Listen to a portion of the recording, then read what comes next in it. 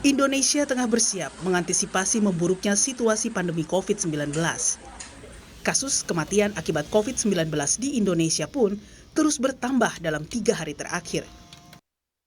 Hari ini, 1.040 orang meninggal dunia akibat COVID. Jumlah ini naik hampir 2 kali lipat dari kasus kematian akibat COVID-19 pada 5 Juli 2021, yaitu 558 kasus. Bertambahnya kasus kematian akibat COVID-19 membuat total kematian menjadi 62.908 kasus. Hingga 7 Juli 2021, lebih dari 2,3 juta orang Indonesia terjangkit COVID-19 dengan bertambahnya 34.379 kasus baru. Sementara itu, angka kesembuhan naik lebih dari 14.000 orang. Juru bicara Satgas COVID-19 Wiku Adhisa Smito menyatakan, kasus aktif COVID-19 di Indonesia saat ini merupakan kasus tertinggi selama pandemi. Tingkat nasional, penting diketahui saat ini jumlah kasus aktif di Indonesia mencapai yang tertinggi, yaitu 324.597 kasus aktif. Sebelumnya, rekor tertinggi kasus aktif kita adalah sebesar 176.672 pada tanggal 5 Februari lalu.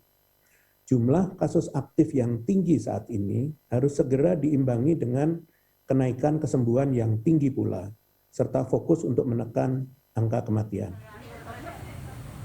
Pemerintah menyiapkan sejumlah skenario jika kasus harian COVID-19 sampai menembus 40.000 kasus dalam sehari. Bahkan, pemerintah telah berkomunikasi dengan sejumlah negara terkait situasi lonjakan COVID-19 di Indonesia.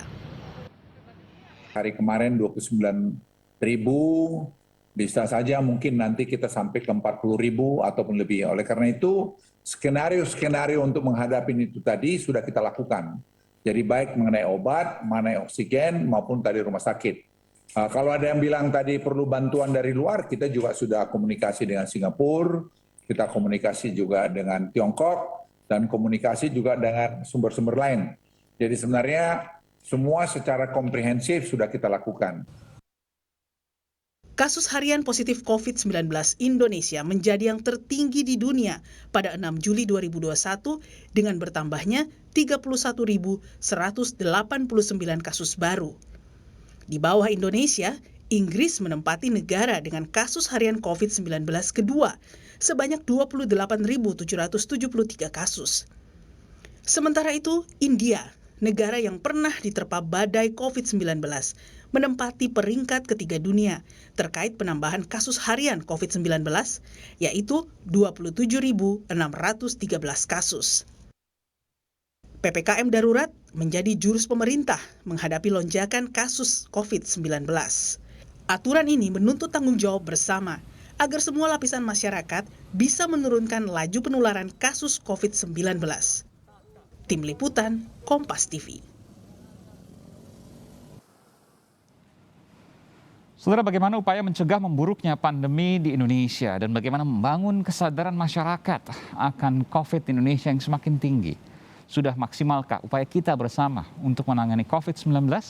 Kita bahas bersama Wakil Gubernur Jawa Timur, Emil Dardak, dan Ketua Bidang Komunikasi Publik Satgas COVID-19, Heri Trianto. Selamat malam, Bapak-Bapak. Selamat malam. Iya. Saya ingin ke Pak Wagub dulu. Mas Emil Dardak di Jawa Timur, boleh sharing ke kita semua, seberapa tinggi kesadaran masyarakat di Jawa Timur akan COVID-19 termasuk protokol kesehatan? Ya, tentunya ukuran kuantitatif sulit untuk kita peroleh, tetapi kita bisa melihat dari angka-angka pelanggaran yang sudah tercatat ya dari rekap data kegiatan justisi kita. Mohon izin, kami fresh from the oven nih datanya, Mas. Oke, silakan.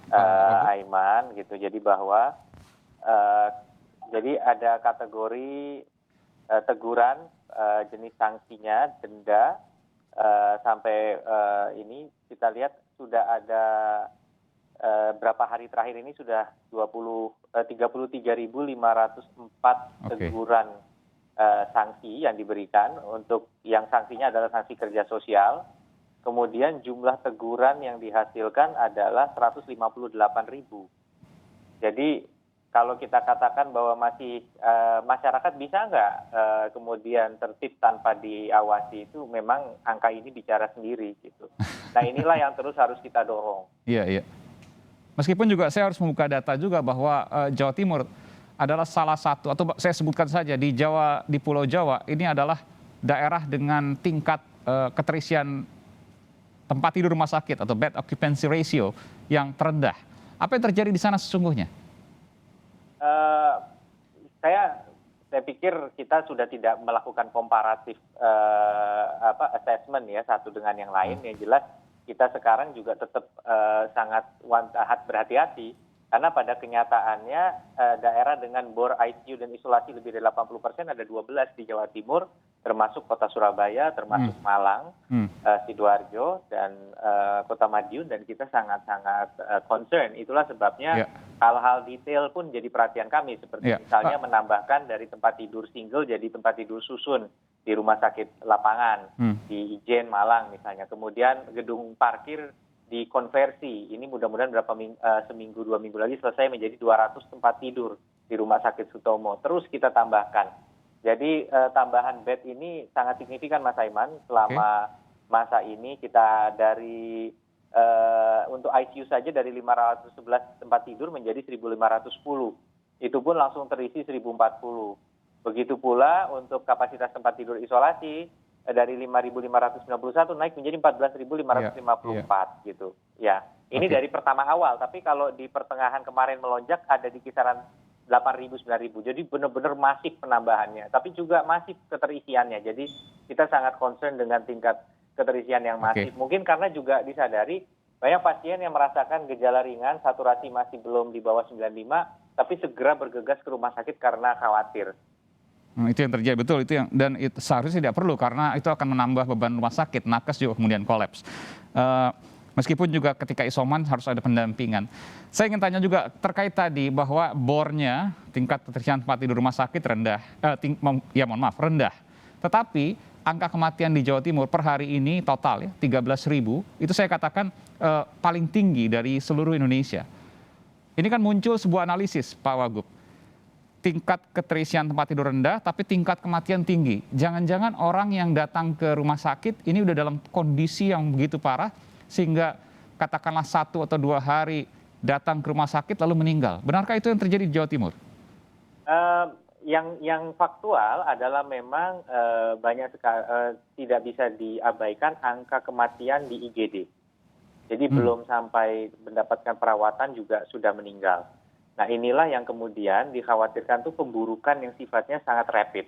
Artinya seseorang kemudian tidak menyadari atau cuma ngerasa mungkin saya masuk angin, saya pilek-pilek biasa. Tapi kemudian decline-nya sangat cuek cepat. Dulu ya, diabaikan dulu lalu kemudian 2 hari 3 hari baru tambah parah, baru ke rumah sakit langsung kemudian parah. Sekarang kita merasakan sebaliknya nih, dan ini sebenarnya juga kita tidak bisa menyalahkan karena memang semua wajar khawatir dengan kondisi kesehatannya masing-masing. Kadang-kadang belum di PCR baru di antigen reaktif, sugestinya juga langsung mereka ke rumah sakit. Itulah yang kemudian kita melakukan pemilahan, kalau dia OTG atau ringan diarahkannya di Surabaya misalnya ke asrama haji. Gitu. Rumah sakit yang ada di Indrapura yang tadinya hanya untuk OTG dan ringan, sekarang sudah mulai bisa menerima yang saturasinya di bawah 95. Itu menurut Brigjen Nalendra waktu kami mengunjungi ke sana. Iya, sebelum saya ke Pak Wagub lagi, saya ingin ke Mas Heri. Mas Heri, apakah ini ada tanda khusus misalnya ketika ada satu daerah yang bornya rendah tapi tingkat kematiannya tinggi? Ya, sejauh ini memang sebenarnya ketika bornya tinggi, kasus aktifnya juga tinggi, tingkat kematiannya juga tinggi. Ini sesuatu yang biasanya linear. Kami belum menemukan yang sebaliknya kayak gitu.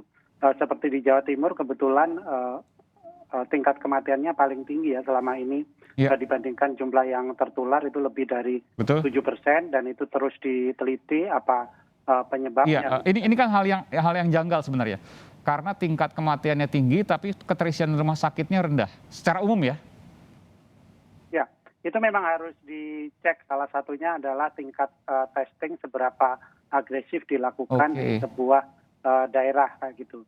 Seperti hari ini dengan tingkat testing yang hampir 200.000, kita menemukan kasus baru mencapai 34.000 lebih. Dan tentu saja dari jumlah tersebut 20% memerlukan tempat tidur, berarti kita bisa kira-kira itu berapa harus tempat tidur yang harus disiapkan di seluruh Indonesia. Tentu saja ini adalah sebuah berita buruk dan beban yang sangat besar buat fasilitas kesehatan.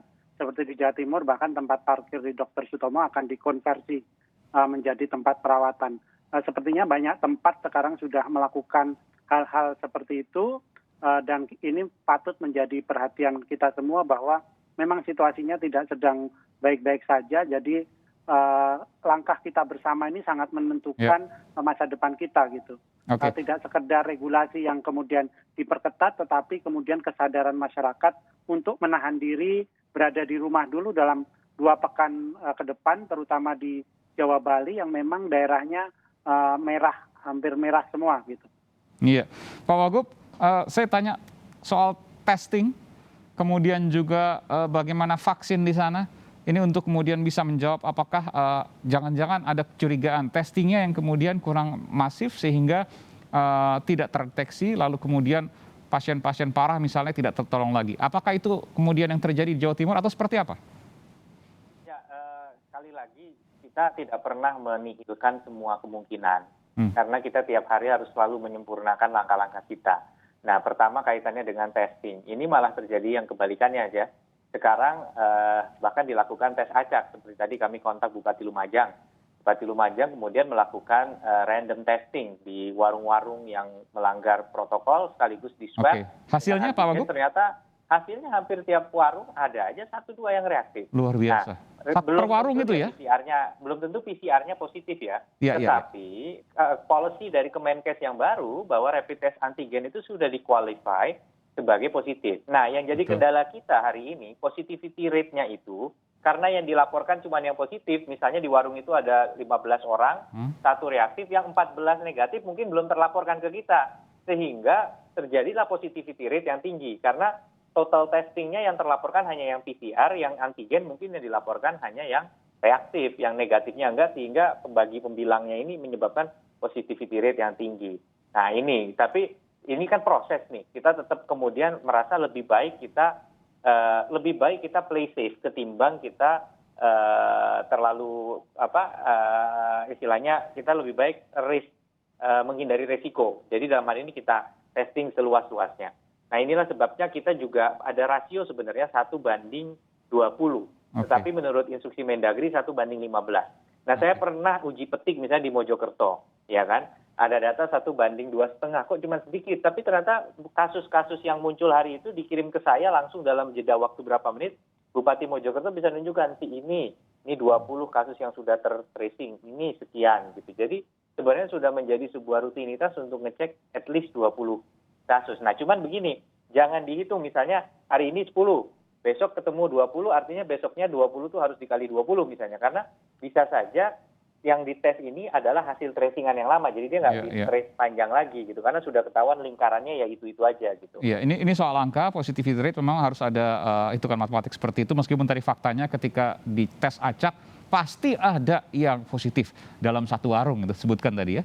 Ya, itu yang bahayanya Mas Aiman. Sekarang udahlah kita jangan pernah berpikir di tempat ini nggak ada COVID gitu ya. Saya kita yakin teman kita nggak COVID, ternyata COVID gitu. Bukan di lingkungan yang ada orang gitu, tetapi begitu ada banyak orang saya sudah harus pakai masker gitu, karena ya bahkan di orang yang kita akrab pun kita juga harus begitu. Kalau nggak enak sama orang yang akrab, bilang aja maaf ya saya pakai masker karena saya keliling-keliling gitu. Pasti dia juga nggak enak, dia akan pakai masker juga gitu. Jadi kita bilang aja justru Anda harus takut pada saya gitu, daripada kita bilang saya takut Anda kan gitu. Itu psikologis ya. Terakhir Pak Wagub, ke depan soal penertiban, soal penegakan, soal bagaimana kemudian menertibkan orang-orang yang masih belum sadar akan protokol kesehatan. Apa yang dilakukan pemerintah Provinsi Jatim kepada seluruh daerah di Jawa Timur dan juga arahan kepada Bupati dan Wali Kotanya? Ya, memang inilah kita sudah menerjunkan 2.000 ya, bukan kita sih, sebenarnya lebih tepatnya Pangdam dan Kapolda menerjunkan 2.000 lebih pasukan gabungan TNI Polri untuk memperkuat personil organik mereka yang ada di masing-masing kabupaten kota. Tapi itu aja pasti nggak bisa untuk kan kita ada 200.000 RT, Mas Aiman. Gimana caranya mantengin 200.000 RT, gitu kan? Oleh karena itu tanpa peran masyarakat nggak bisa. Jadi jangan kemudian tiba-tiba ada 1 pelanggaran, 2 pelanggaran, terus dibilang bahwa kita kompromistis, nggak begitu gitu. Tetapi bahwa memang tidak semua pojok bisa terawasi, gitu. Ada 200.000 RT tadi saya sampaikan se-Jawa Timur lebih. Nah makanya setiap pojok itu sulit diawasi. Oleh karena itu peran dari masyarakat menjadi sangat penting untuk kemudian saling mengingatkan, dan nggak apa-apa, laporkan saja kalau dianggap itu kemudian perlu ditindaklanjuti, dilaporkan kepada pihak yang berwajib kalau ada pelanggaran, begitu. Karena kalau nggak sulit kita untuk ini. Tetapi kita berusaha mengambil titik tertentu. Makanya kadang langkah-langkahnya juga memang berat.